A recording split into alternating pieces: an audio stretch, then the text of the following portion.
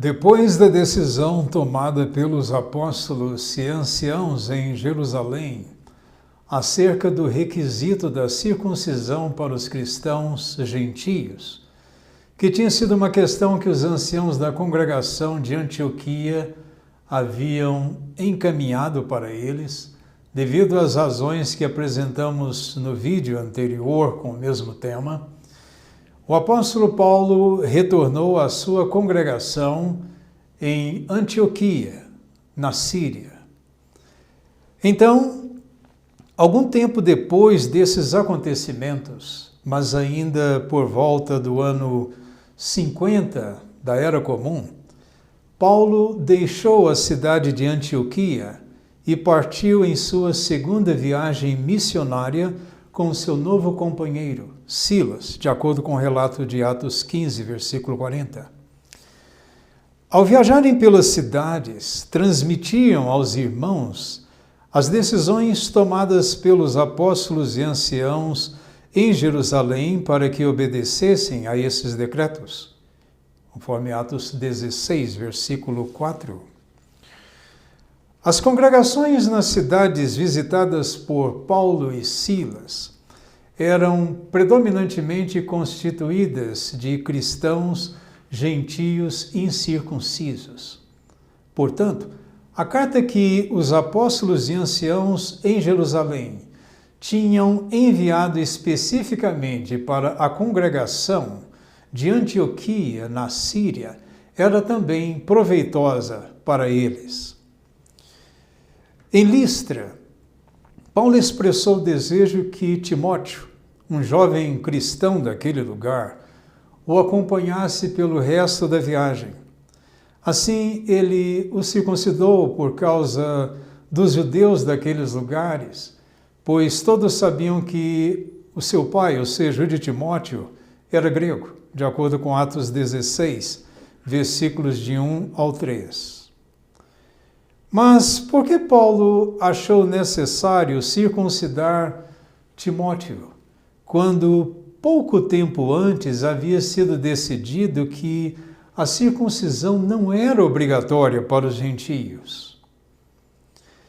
É possível que Paulo deve ter argumentado que a condição incircuncisa de Timóteo poderia se tornar não apenas uma pedra de tropeço para os judeus não cristãos daquelas regiões, como também uma distração que poderia desviar a atenção da comunidade judaica das coisas que ele gostaria de pregar a eles.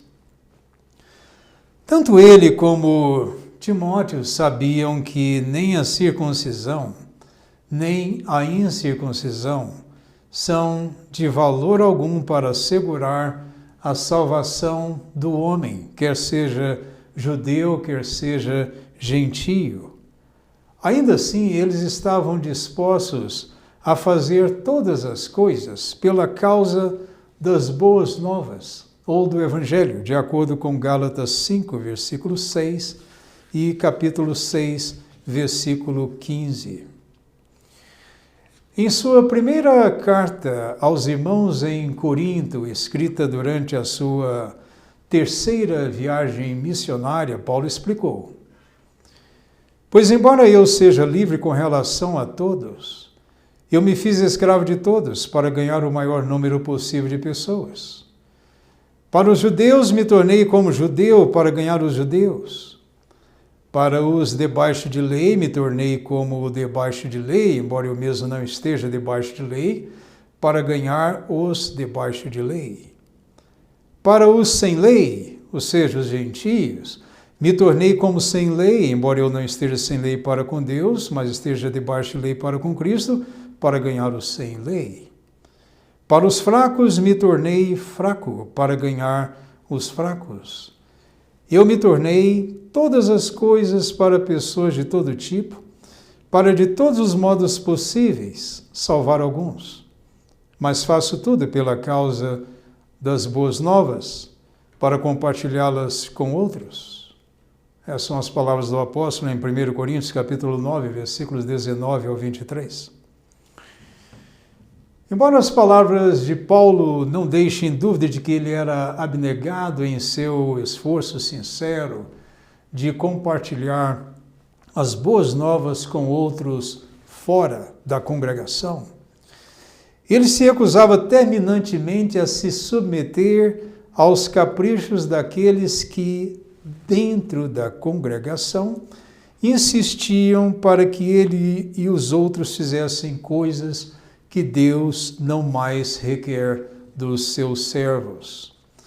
Por exemplo, enquanto ele ainda estava em Jerusalém para a reunião com os apóstolos e os anciãos, houve muita pressão sobre ele da parte de falsos irmãos que queriam que ele circuncidasse Tito, o seu companheiro grego.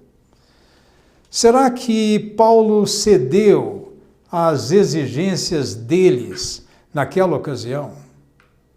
Não cedemos a eles. Não, nem por um momento, disse o apóstolo em Gálatas capítulo 2, versículos 1, 3 ao 5. Paulo se recusou veementemente a circuncidar Tito, a fim de agradar aqueles judaizantes obstinados. Se ele tivesse cedido às exigências deles, não teria sido por causa das boas novas ou do Evangelho, mas somente para agradar a homens. E Paulo, com certeza, não fazia isso, conforme Gálatas capítulo 1, versículo 10. Assim, depois de concluir a sua segunda viagem missionária por volta do ano 53 da Era Comum, Paulo retornou a Antioquia, na Síria, depois de ter desembarcado em Cesareia e aparentemente visitado a congregação local. A Bíblia não diz explicitamente que Paulo tenha ido a Jerusalém nessa ocasião, como alguns poderiam pensar, de acordo com Atos 18, versículo 22. Foi provavelmente depois de Paulo ter retornado a Antioquia, no fim de sua segunda viagem missionária, que o apóstolo Pedro chegou lá. Algo então aconteceu, e o apóstolo Paulo relata: no entanto, quando Cefas, ou seja, Pedro, chegou a Antioquia, eu me opus a ele face a face, porque ele estava claramente errado. Pois antes da chegada de certos homens da parte de Tiago, que era o meio-irmão de Jesus, que morava em Jerusalém, ele comia com pessoas das nações, ou gentios. Mas quando eles chegaram, parou de fazer isso e se separou dessas pessoas, temendo os da classe circuncisa. Os outros judeus, que eram membros judaicos da congregação local, também se juntaram a ele nesse fingimento, de modo que até mesmo Barnabé se deixou levar pelo fingimento deles. Mas quando vi que eles não estavam andando de acordo com a verdade das boas novas, eu disse a Cefas, ou a Pedro, na frente de todos eles: se você, embora seja judeu, vive como as nações e não como os judeus, como pode obrigar as pessoas das nações ou gentios a viver segundo as práticas judaicas? Essas são as palavras de Paulo em Gálatas, capítulo 2, versículos 11 ao 14. Tal como havia ocorrido na outra ocasião, uns 3 anos antes, aqui vemos outro grupo de judeus cristãos apoiadores da circuncisão, que vieram da congregação de Tiago, em Jerusalém, para uma visita a Antioquia. A chegada deles causou uma repentina divisão entre os cristãos de origem judaica e os gentios da congregação. Por temer desagradar os visitantes da classe circuncisa de Jerusalém, o apóstolo Pedro e os outros deixaram de comer e de se associar com os irmãos gentios incircuncisos da congregação. O que eles fizeram nos faz lembrar as palavras do próprio Pedro a Cornélio, em 36 da Era Comum, a respeito das atitudes preconceituosas dos judeus em relação aos gentios. Ele disse que era ilícito que um judeu viesse a se relacionar ou ter contato com um homem de outra raça. Por ter agido naquela ocasião de maneira contrária à dos judeus tradicionais, Pedro foi até criticado por membros da sua própria congregação em Jerusalém, que lhe disseram: você entrou na casa de homens incircuncisos e comeu com eles. Atos 10, versículos 24 ao 28 e também o capítulo 11, versículos 2 e 3. Mas agora, em Antioquia, 17 anos mais tarde, Pedro e os outros estavam agindo da mesma forma discriminatória em relação aos gentios, por temerem a reprovação dos visitantes judeus. Porém, será que o temor que Pedro tinha dos da classe circuncisa era algo também compartilhado pelos outros apóstolos e anciãos em Jerusalém, onde milhares desses indivíduos viviam? É o que veremos mais adiante. Por outro lado, parece quase inacreditável que, apesar do que havia sido decidido pelo próprio apóstolo Pedro e os demais apóstolos e anciãos em Jerusalém, apenas cerca de 3 anos antes, a questão da circuncisão ainda estava profundamente arraigada nos corações de muitos cristãos judeus e causando divisões étnicas nas congregações do primeiro século da Era Comum. O que mais poderia ser feito? Enquanto todas essas coisas estavam acontecendo em Antioquia, da Síria, é provável que Paulo tenha sido também informado de que a prática da circuncisão e a observância da lei mosaica estavam se alastrando como incêndio florestal pelas congregações da Galácia, por estarem infiltradas de judaizantes. Diante desse perigo espiritual, Jeová inspirou Paulo a escrever uma carta vigorosa àquelas congregações. Em sua carta, provavelmente escrita de Antioquia, por volta do ano 53 da Era Comum, ele disse aos irmãos: estou admirado de que vocês estejam se afastando tão depressa daquele que os chamou com a bondade merecida de Cristo para seguirem outro tipo de boas novas.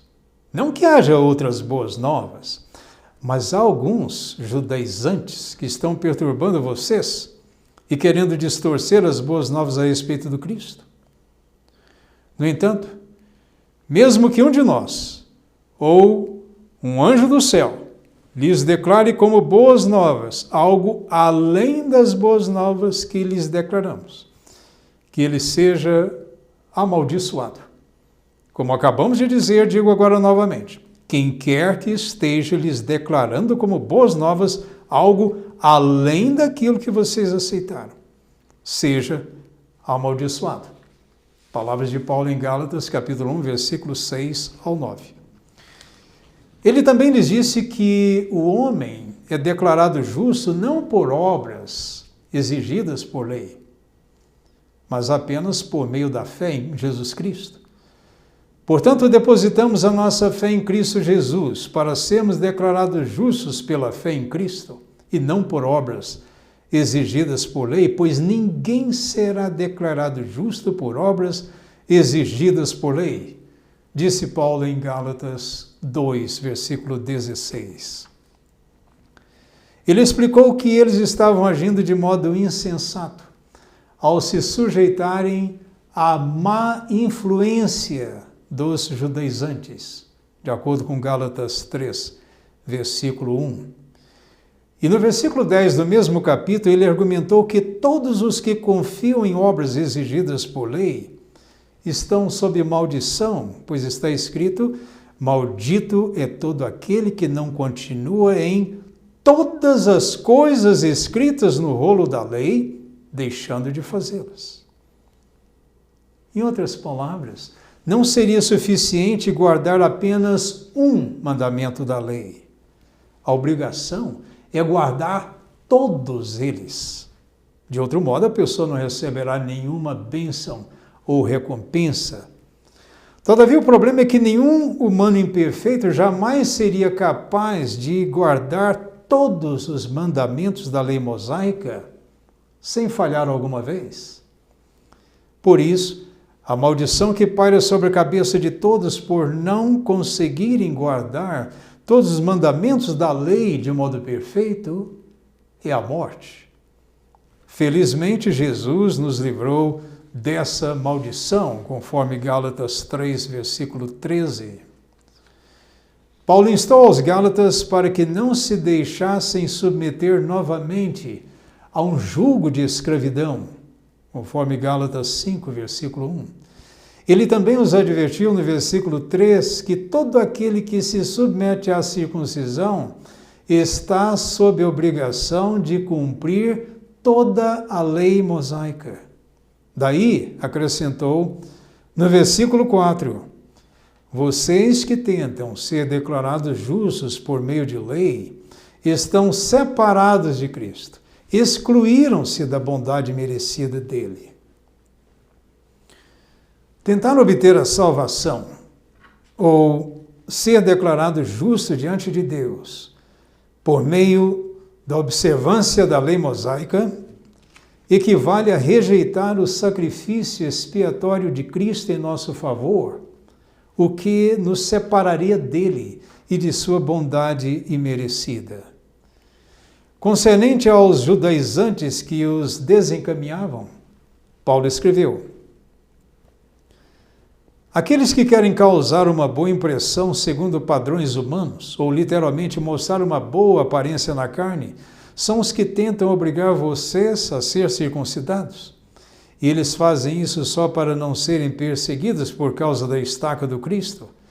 Pois mesmo os que se submetem à circuncisão não cumprem a lei, mas querem que vocês sejam circuncidados para que eles tenham motivo para se gabar do corpo de vocês, ou literalmente na carne de vocês, conforme palavras de Paulo em Gálatas 6, versículo 12. A carta de Paulo às congregações da Galácia expôs com franqueza a má influência dos judaizantes entre os cristãos gentios. Paulo os comparou a um pouco de fermento que leveda a massa toda. Eles eram os que estavam impedindo os Gálatas de continuar obedecendo à verdade, perturbando-os e distorcendo as boas novas a respeito do Cristo, de acordo com Gálatas 5, versículos 7 e 9, e também o capítulo 1, versículo 7. As palavras inspiradas de Paulo não deixam dúvida de que esses judaizantes e os seus ensinamentos distorcidos não deveriam ser tratados de modo complacente por aqueles que tinham a responsabilidade de proteger o rebanho dos predadores espirituais. A menos que fossem confrontados, esses judaizantes continuariam se infiltrando nas congregações e espalhando a sua influência corrompedora ainda mais. No entanto, a fim de dar mais ajuda às congregações, Paulo decidiu que era o momento para ele embarcar em sua terceira viagem apostólica e revisitar os irmãos. Assim, depois de passar algum tempo em Antioquia, na Síria, ele partiu e foi de um lugar a outro por toda a região da Galácia e da Frígia, fortalecendo todos os discípulos, de acordo com a narrativa de Atos 18, versículo 23. Na cidade de Éfeso, onde permaneceu por 3 anos, Paulo decidiu no Espírito que, após passar pela Macedônia e pela Acaia, viajaria para Jerusalém. Ele disse: depois de ir para lá, tenho de ir também a Roma. de acordo com os relatos de Atos 19, versículo 21 e capítulo 20, versículo 31. Enquanto estava em Corinto, na Grécia, Paulo falou novamente de seu plano de ir a Jerusalém e por que ele precisava ir lá. Em sua carta aos irmãos em Roma, ele disse: "Mas no momento estou de partida para Jerusalém a fim de servir os santos, pois os irmãos da Macedônia e os da Acaia partilharam de boa vontade suas coisas, fazendo uma contribuição para os pobres entre os santos em Jerusalém", de acordo com as palavras de Paulo em Romanos 15, versículos 25 e 26. A Bíblia, portanto, deixa claro que Paulo precisava ir a Jerusalém especificamente para entregar essa contribuição material para os irmãos pobres que viviam naquela cidade. Não porque ele estivesse sob a obrigação de prestar contas do seu ministério aos anciãos ali, conforme Romanos 15, versículo 28.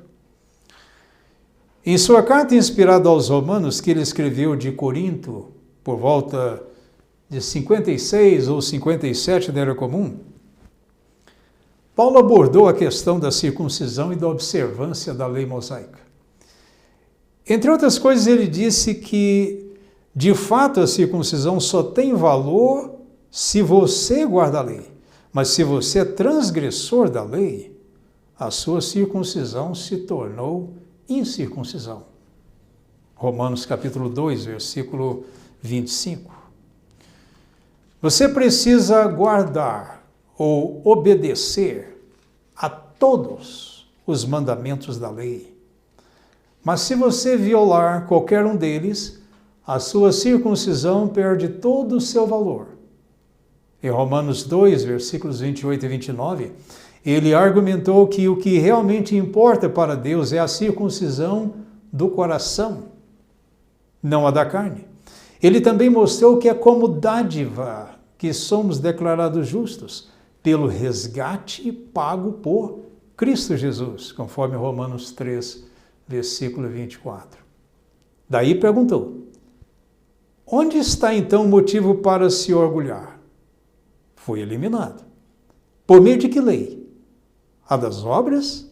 Não. Por meio da lei da fé.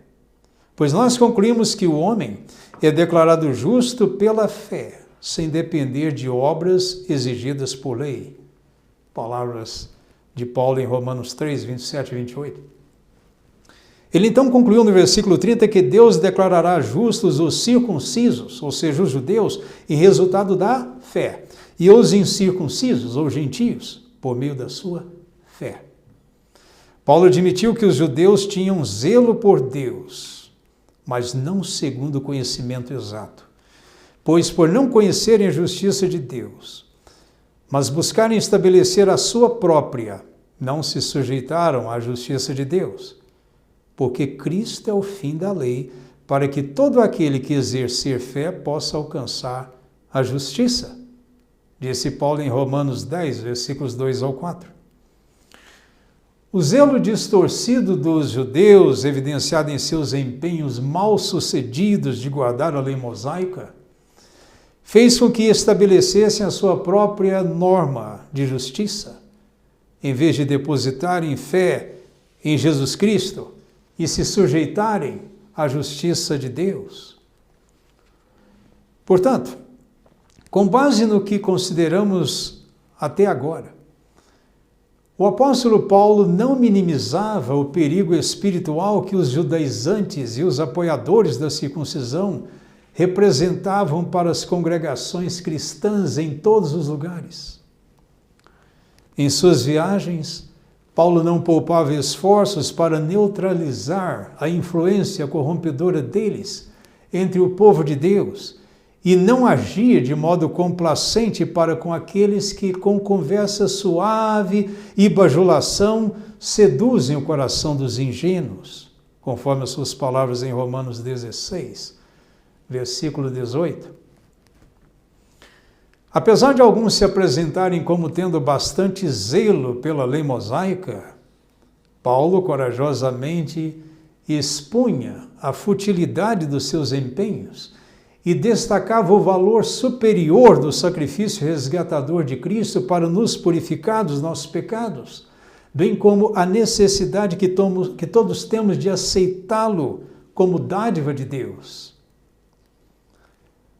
Mas o que dizer dos anciãos em Jerusalém? Será que eles eram tão enérgicos como Paulo em combater a má influência daqueles que, em seu próprio meio, insistiam em guardar a lei mosaica e promover a prática da circuncisão entre os cristãos judeus e gentios? É o que veremos logo mais adiante. Por razões óbvias, em Jerusalém não apenas vivia a maior comunidade judaica com as suas diversas formas de judaísmo, como também o maior número de cristãos judeus, muitos dos quais ainda identificados com a classe circuncisa. Portanto, Paulo sabia que a sua viagem a Jerusalém não seria sem problema. Por essa razão, ele até pediu aos irmãos de outros lugares para que orassem por ele, a fim de que ele fosse livrado dos descrentes da Judeia, conforme os relatos de Romanos 15, versículos 30 e 31, Atos 20, versículos 22 ao 24 e também o capítulo 21, versículos 10 ao 13. Ele esperava oposição, tanto de dentro como de fora da congregação. Quando Paulo finalmente chegou a Jerusalém, após ter concluído a sua terceira viagem missionária por volta de 57 da Era Comum, com donativos para os irmãos necessitados, a prática da circuncisão e a observância de outros mandamentos da lei mosaica eram amplamente disseminadas entre os irmãos e toleradas pelos anciãos locais. Lucas, o escritor inspirado de Atos dos Apóstolos, que também viajava com Paulo, relata: ao chegarmos a Jerusalém, os irmãos nos receberam com alegria. No dia seguinte, Paulo foi conosco encontrar Tiago, o meio-irmão de Jesus, e todos os anciãos estavam presentes. Ele os cumprimentou e fez um relatório detalhado sobre as coisas que Deus tinha feito entre as nações por meio do ministério dele. Depois de ouvirem isso, eles começaram a glorificar a Deus, mas lhe disseram: você sabe, irmão, quantos milhares de judeus se tornaram crentes, e todos eles têm zelo pela lei. Mas eles ouviram falar que você está ensinando todos os judeus que vivem entre as nações a abandonar a lei de Moisés, dizendo-lhes que não circuncidem seus filhos, nem sigam os costumes estabelecidos. Quanto aos crentes dentre as nações, ou seja, os gentios, enviamos a eles, por escrito, a nossa decisão de que devem se abster do que é sacrificado a ídolos, bem como de sangue, do que foi estrangulado e de imoralidade sexual. Esse é o relato de Atos 21, versículo 17 ao 21 e também versículo 25. Também capítulo 24, versículo 17 e Gálatas 2, versículo 10. O relato que acabamos de ler nos diz primeiramente que Paulo foi recebido em Jerusalém por Tiago, o meio-irmão de Jesus, e por todos os anciãos. Mas nenhuma referência é feita aos outros apóstolos. Por quê? É possível que alguns deles já tivessem morrido. Outros poderiam estar fora da cidade, viajando para algum lugar, ou até mesmo vivendo em lugares diferentes. De fato, não era de se estranhar que eles não estivessem em Jerusalém, já que não eram absolutamente obrigados a permanecer juntos, nem restringir o seu domicílio àquela cidade. Jesus nunca exigiu isso dos seus apóstolos. É verdade que no mesmo dia de sua ascensão de volta ao céu, Jesus ordenou aos seus fiéis apóstolos que não se ausentassem de Jerusalém, mas que continuassem esperando o que o Pai prometeu, ou seja, o Espírito Santo, com o qual eles seriam batizados 10 dias mais tarde, no dia de Pentecostes, de 33 da Era Comum. Mas ele também acrescentou: mas quando o Espírito Santo vier sobre vocês, receberão poder, e vocês, apóstolos, serão minhas testemunhas em Jerusalém, em toda a Judéia e Samaria e até a parte mais distante da terra. Atos 1, versículos 4, 5 e 8. As palavras de Jesus indicam claramente que o ministério dos apóstolos seria móvel, não estático ou limitado a um local geográfico específico. Essa é a razão por que o apóstolo Pedro, em anos posteriores, escreveu a sua primeira carta inspirada, não de Jerusalém, mas de Babilônia, na longínqua Mesopotâmia, de acordo com 1 Pedro 5,13. A sua segunda carta inspirada, dirigida como lembrete aos recipientes da sua primeira carta, foi provavelmente enviada do mesmo lugar ou região, de acordo com 2 Pedro 3,1. O livro de Revelação, ou Apocalipse, foi escrito pelo apóstolo João, na ilha de Patmos, ao passo que o evangelho que leva o seu nome, as suas 3 cartas inspiradas, foram provavelmente escritos em ou nas adjacências de Éfeso, na Ásia Menor.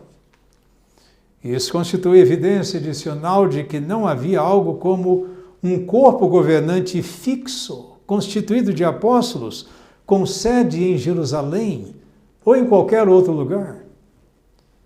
O fato de o apóstolo Paulo ter dado aos anciãos em Jerusalém um relatório detalhado sobre as coisas que Deus tinha feito entre as nações, por meio do ministério dele, também não fornece nenhuma base à declaração de que a sua viagem a Jerusalém tivesse sido para esse fim. Como vimos há pouco, a viagem dele seria especificamente para entregar as contribuições que os irmãos da Macedônia e da Acaia tinham enviado às famílias pobres da congregação, conforme as palavras do próprio apóstolo em Romanos 15, versículos 25 ao 28.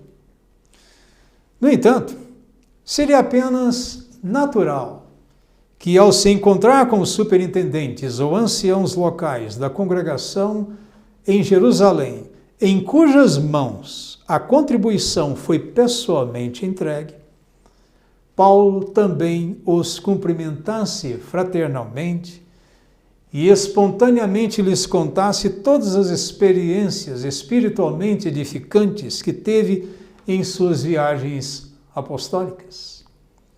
Não haveria nenhuma razão justificável para que ele tivesse retido essa informação de seus irmãos cristãos. É natural que toda pessoa sinta prazer em falar aos seus amigos das experiências que teve ao retornar de uma viagem ou das férias. Portanto, o que Paulo fez espontaneamente naquela ocasião foi algo bastante normal e não constitui evidência sólida de que as suas ações tivessem sido motivadas por um senso de dever ou que tivesse de prestar contas àqueles anciãos em Jerusalém como se eles fossem seus superiores no arranjo cristão. Quando Paulo terminou o seu relatório, os anciãos locais começaram a falar, como também é natural num diálogo. O apóstolo Paulo, mesmo sem concordar, deve ter ouvido em silêncio o comentário elogioso que eles fizeram a respeito de milhares de judeus em Jerusalém que se haviam tornado crentes ou cristãos, apesar de todos continuarem tendo zelo pela lei mosaica.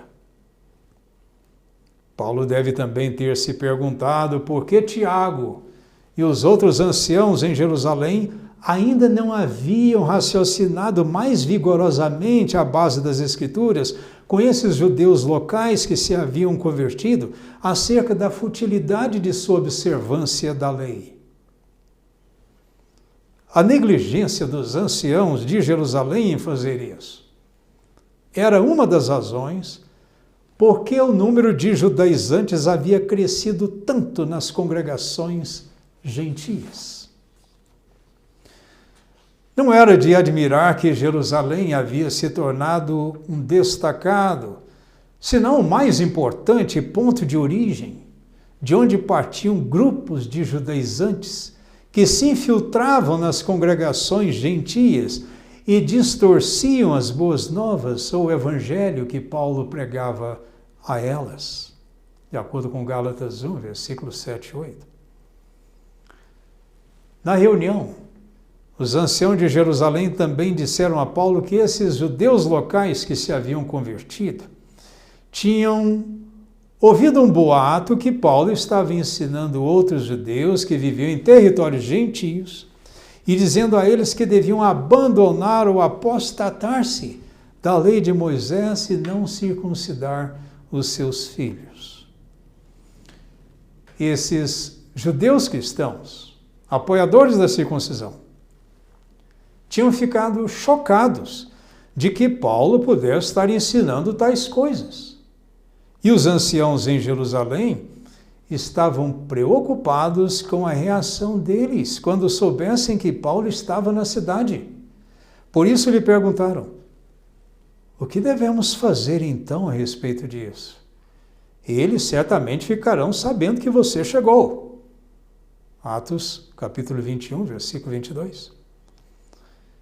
Impulsionados pelo seu temor de homens, os anciãos de Jerusalém chegaram ao ponto de sugerir que Paulo se purificasse cerimonialmente de acordo com os preceitos da lei mosaica, a fim de que os judeus cristãos do lugar pudessem saber que não era verdade o que se tinha falado sobre ele, mas que ele estava andando corretamente e também estava obedecendo à lei. Atos capítulo 21, versículos 22 ao 24. Paulo concordou com a sugestão dos anciãos, não porque estivesse disposto a ceder aos caprichos legalistas dos judeus cristãos locais, mas porque ele poderia usar isso como pretexto argucioso para ir ao templo e abordar os judeus não crentes com as boas novas a respeito de Jesus e de seu papel como Messias. Os eventos que sucederam no dia seguinte na área do templo lhe deram essa oportunidade, de acordo com os relatos de Atos 21, do versículo 26 até o capítulo 23, versículo 11. Vemos, portanto, que, tal como Pedro havia temido o grupo de apoiadores da circuncisão durante a visita deles à congregação de Antioquia, do mesmo modo, os anciãos em Jerusalém temiam os da classe circuncisa em sua própria congregação. Em vez de usar as Escrituras com denodo para esclarecer o assunto para aqueles judeus cristãos, assim que começou a circular o boato a respeito de Paulo, os anciãos da congregação em Jerusalém preferiram não intervir, como se eles mesmos também não concordassem com alguns de seus ensinamentos. A falta de ação por parte dos anciãos em Jerusalém, induzida pelo seu temor de homens, com certeza servia como estímulo para a classe circuncisa continuar promovendo a observância da lei mosaica e a prática da circuncisão em todas as congregações cristãs, tanto em Jerusalém como em outros lugares. Além disso, os anciãos em Jerusalém também pareciam aplicar a isenção da obrigatoriedade de serem circuncidados apenas aos gentios, mas não aos judeus. Isso é o que se deduz da expressão quanto aos crentes dentre as nações, ou seja, os gentios, enviamos a eles por escrita a nossa decisão, como se a própria decisão que eles haviam tomado uns 7 anos antes não se aplicasse também aos judeus cristãos. Havia alguma falha no raciocínio daqueles anciãos de Jerusalém? Sim. Para começar, a tentativa de restringir a aplicabilidade do decreto apostólico apenas aos cristãos gentios poderia contribuir para perpetuar a crença de que a circuncisão ainda era obrigatória, pelo menos para os judeus cristãos e para os seus filhos. Porém, esse entendimento falho violaria o princípio contido em Números, capítulo 15, versículos 15 e 16, que exige a aplicação das mesmas leis para o povo de Deus, sem excepcionalidades baseadas em considerações étnicas, raciais ou sociais. Ademais, qualquer tentativa de se restringir a aplicabilidade do decreto apostólico apenas aos cristãos gentios teria o potencial de se espalhar rapidamente para outras congregações sob o pretexto de haver se tornado uma doutrina apoiada pelos anciãos em Jerusalém. Portanto, em vista de todas essas implicações, é evidente que a maneira como os anciãos em Jerusalém lidavam com a questão da circuncisão, com a observância da lei mosaica e com a má influência dos judaizantes em sua própria congregação, não estava em perfeita sintonia com as exortações inspiradas do apóstolo Paulo aos Gálatas e aos Romanos.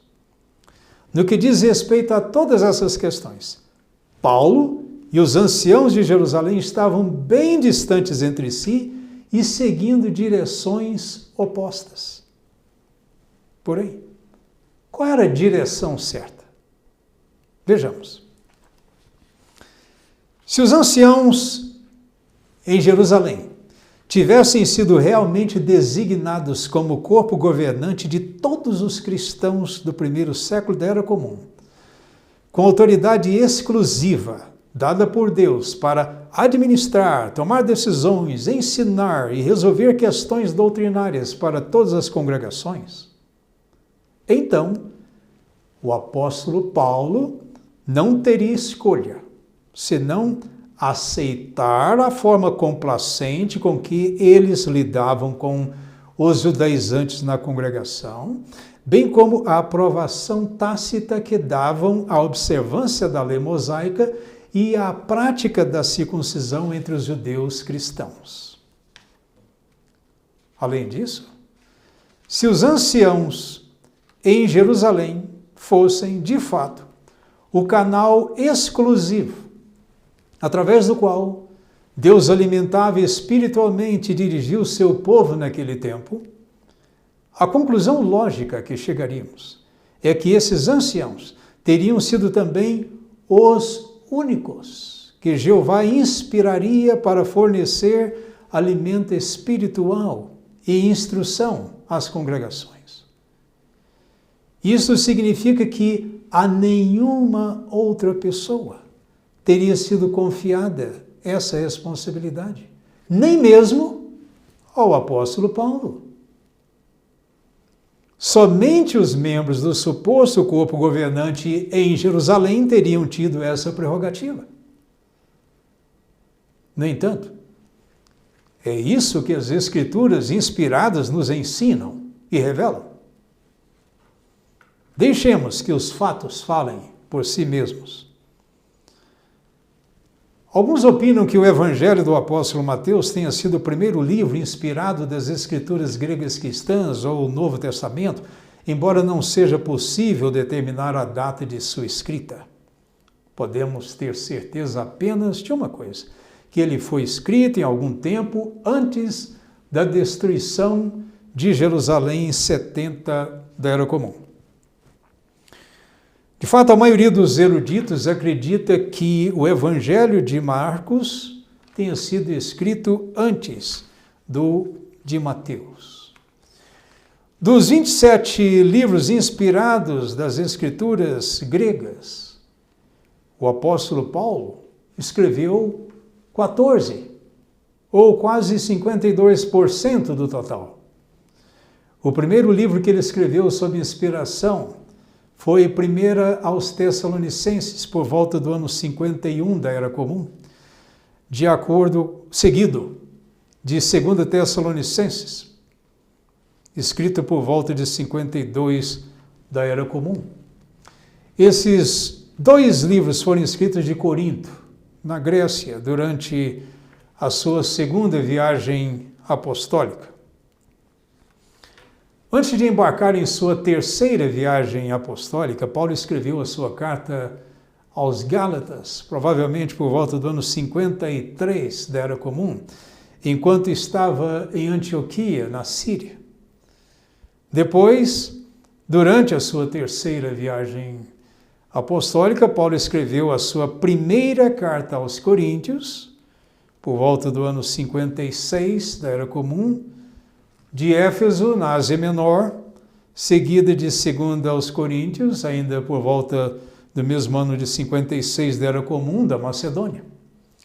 Ainda em sua terceira viagem apostólica, Paulo escreveu a carta aos Romanos, provavelmente entre os anos 56 e 57 da Era Comum de Corinto, na Grécia.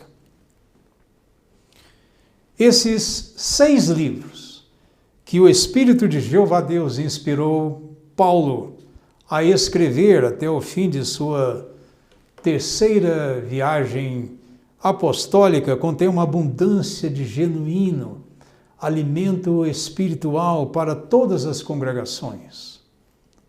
Com certeza, Jeová e Jesus Cristo estavam usando o apóstolo Paulo para alimentar as suas ovelhas naquele tempo.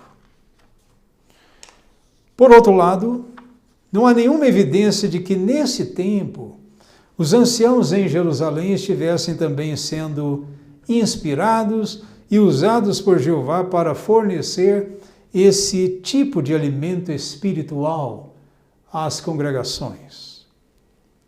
Isso prova que Jeová não considerava os anciãos em Jerusalém como corpo governante, nem como canal exclusivo para alimentar as suas ovelhas na terra. O relato bíblico mostra que foi principalmente por meio da instrumentalidade do apóstolo Paulo que Jeová alimentava as suas ovelhas naquele tempo. No entanto, deve-se enfatizar que no âmbito das congregações individuais, os anciãos locais eram os que tinham a responsabilidade de alimentar os seus rebanhos, e eles faziam isso por basearem os seus ensinamentos solidamente na palavra de Jeová, que era fornecida a eles através das cartas inspiradas de Paulo e de outros profetas cristãos. Foi Mateus 4:4 e Deuteronômio 8, versículo 3. Quando Paulo chegou a Jerusalém e se encontrou logo depois com os anciãos da congregação local, no fim de sua terceira viagem apostólica, que ocorreu por volta do ano 57 da Era Comum, ele já tinha escrito 6 livros sob inspiração.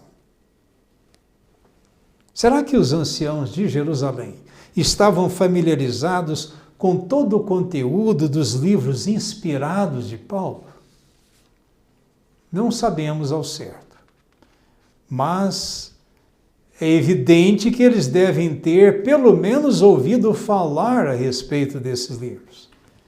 especialmente das coisas que Paulo escreveu aos Gálatas e aos Romanos, acerca da observância da lei mosaica e da prática da circuncisão por qualquer cristão, quer fosse judeu, quer fosse gentio. No entanto, se eles já tivessem obtido cópias de todos esses livros e os reconhecessem como inspirados por Deus, então com certeza eles deveriam ter falado com Paulo de modo diferente e aceitado os seus ensinamentos de coração aberto e sem temor de homens. O registro bíblico nos mostra que logo após os eventos ocorridos na área do templo em Jerusalém, Paulo foi mantido sob custódia romana em Cesareia por 2 anos, provavelmente de 57 a 59 da Era Comum, enquanto aguardava a decisão de ser enviado a Roma, onde o seu caso seria julgado em último recurso pelo imperador, conforme Atos 24, 27 e também capítulo 25, versículos 8 ao 12. Foi por volta desse tempo em Cesareia que Lucas escreveu o evangelho que leva o seu nome. Em Roma, enquanto vivia numa casa alugada por 2 anos, ou seja, de 60 até 62 da Era Comum, Paulo foi novamente inspirado a escrever a carta aos Efésios, aos Filipenses, aos Colossenses, a Filemon e aos Hebreus, conforme Atos 28, versículos 16, 30 e 31. Estes 5 livros inspirados eram alimento espiritual adicional que Jeová estava provendo às suas ovelhas por meio da instrumentalidade do apóstolo Paulo. O livro de Hebreus, por exemplo, destaca em quase toda a sua inteireza a superioridade do sumo sacerdócio de Cristo e do sacrifício de sua vida humana perfeita para expiação de pecados em relação ao sacerdócio e à oferta de sacrifícios animais sob a lei mosaica. Lucas também pode ter escrito seu 2º livro, Atos dos Apóstolos, por volta do tempo em que Paulo esteve mantido em prisão domiciliar por 2 anos em Roma. É também provável que Tiago, o meio-irmão de Jesus, tenha sido inspirado a escrever o livro que leva o seu nome por volta do ano 62 da Era Comum da cidade onde morava, Jerusalém. Aliás, o livro de Tiago foi o único livro, dentre outros que compõem as escrituras gregas cristãs, a ser escrito provavelmente de Jerusalém.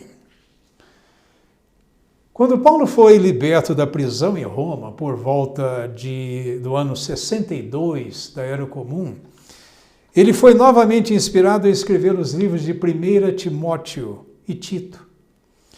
Estes foram escritos por volta dos anos 62 a 64 da Era Comum. E é possível que nessa época o apóstolo Pedro também tenha escrito as suas 2 cartas inspiradas da Mesopotâmia. A propósito, em sua 2ª carta inspirada, o apóstolo Pedro reconhece as cartas de Paulo como sendo ricas em sabedoria divina e como parte integrante das Escrituras inspiradas, conforme 2 Pedro, capítulo 3, versículos 15 e 16. Depois de ser preso pela 2ª vez em Roma, e enquanto aguardava sua execução, Paulo foi inspirado a escrever o seu 14º livro, conhecido como 2 Timóteo, escrito provavelmente no ano 65 da Era Comum. Marcos e Judas, o meio-irmão de Jesus, talvez tenham escrito seus livros inspirados por volta do mesmo ano. O apóstolo João escreveu o livro de Apocalipse ou Revelação por volta do ano 96 da Era Comum, ao passo que 1 João, 2 João, 3 João e o evangelho que leva o seu nome foram provavelmente escritos em 98 da Era Comum. Embora todos esses livros e cartas, escritos por diferentes escritores, constituíssem genuíno alimento espiritual provido por Jeová para todas as suas ovelhas, é inegável que o apóstolo Paulo foi o canal por meio de quem a maior parte desse alimento espiritual foi suprida às congregações cristãs, e numa frequência mais regular do que por intermédio de qualquer outro escritor inspirado. Com base no que vimos até agora, Mateus, Pedro e João foram os únicos apóstolos originais que escreveram livros que atualmente integram as inspiradas escrituras gregas cristãs ou o Novo Testamento. André, Tiago, o filho de Zebedeu, Filipe, Bartolomeu, também conhecido como Natanael, Tomé, Tiago, o menor e filho de Alfeu, Tadeu, também conhecido como Judas, Simão, o cananita, e Matias não foram inspirados a escrever nenhum livro, embora fossem contados entre os 12 apóstolos originais. Com exceção do apóstolo Paulo e de Tiago, o meio-irmão de Jesus, que era também considerado como apóstolo pela congregação em Jerusalém, Marcos, Lucas e Judas, que era outro meio-irmão de Jesus, foram também inspirados por Deus a escrever livros em lugares diferentes, apesar de não serem apóstolos. As Escrituras evidenciam de modo bastante claro que as congregações no primeiro século da Era Comum eram pastoreadas por anciãos locais não inspirados que tinham a responsabilidade dada por Deus de alimentá-las com a palavra inspirada que Jeová disponibilizava a elas, principalmente por meio das cartas de Paulo e de alguns outros apóstolos e profetas cristãos. O registro bíblico não retrata as congregações funcionando sob a supervisão centralizada de um supremo conselho de bispos ou de um corpo de anciãos, corpo governante de anciãos em Jerusalém. Com base no que as Escrituras claramente revelam, tal ensinamento é falso e vai além das coisas que estão escritas, como disse Paulo em 1 Coríntios capítulo 4, versículo 6.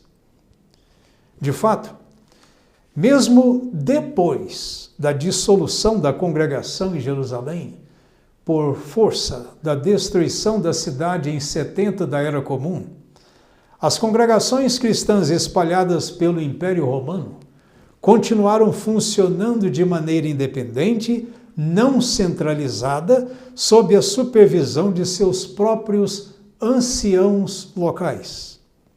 Estes, por sua vez, não prestavam contas a nenhum corpo governante ou a um conselho de bispos estabelecido em outra localidade geográfica específica.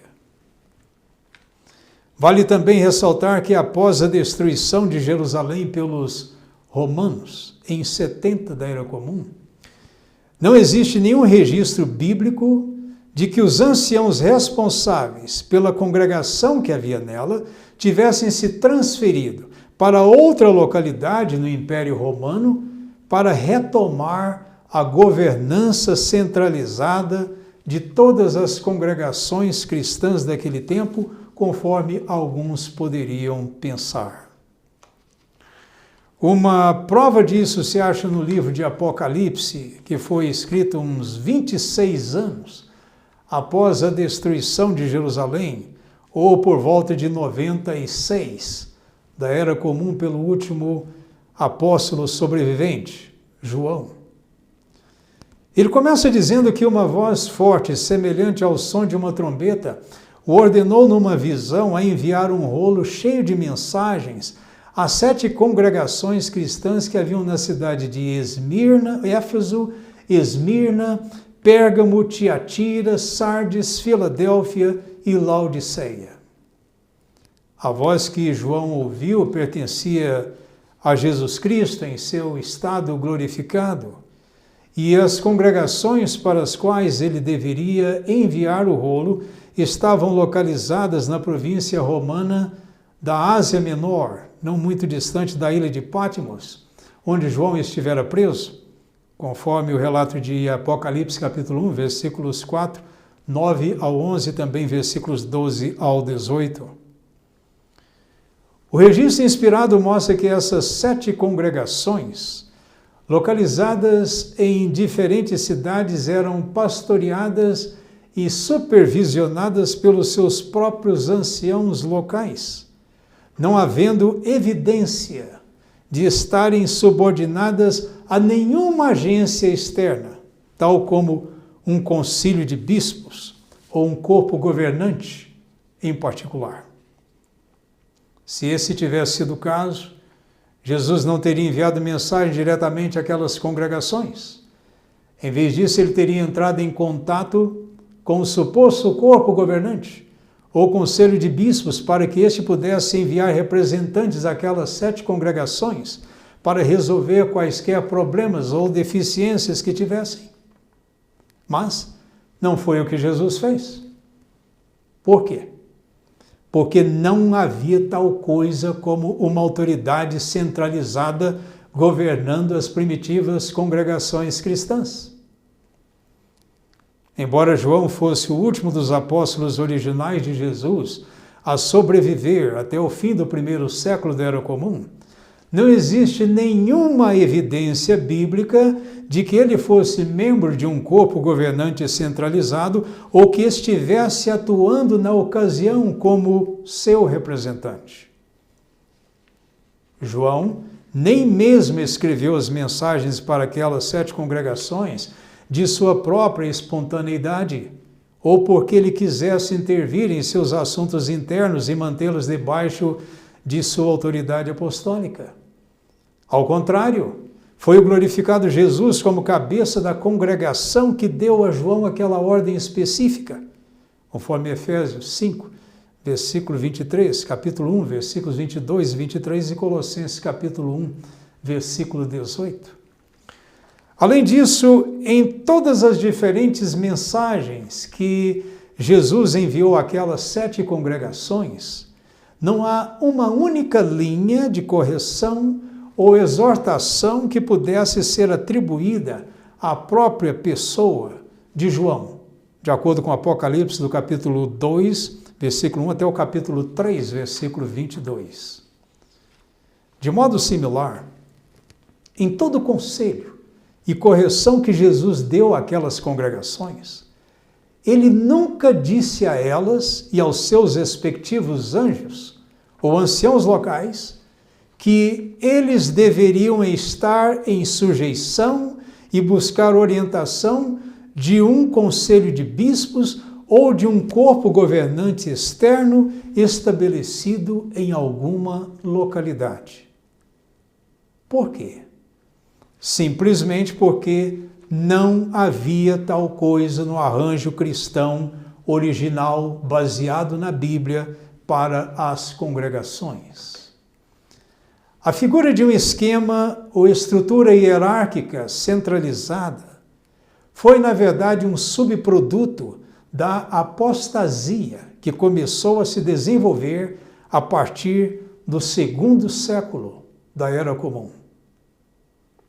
Portanto, à luz da evidência bíblica que apresentamos nestes 2 vídeos com o mesmo tema, podemos concluir que jamais existiu tal coisa como um corpo governante ou conselho de bispos em Jerusalém ou em qualquer outra localidade geográfica do mundo antigo que exercesse autoridade hierárquica sobre todas as congregações cristãs do 1º século da Era Comum. Obrigado pela sua atenção.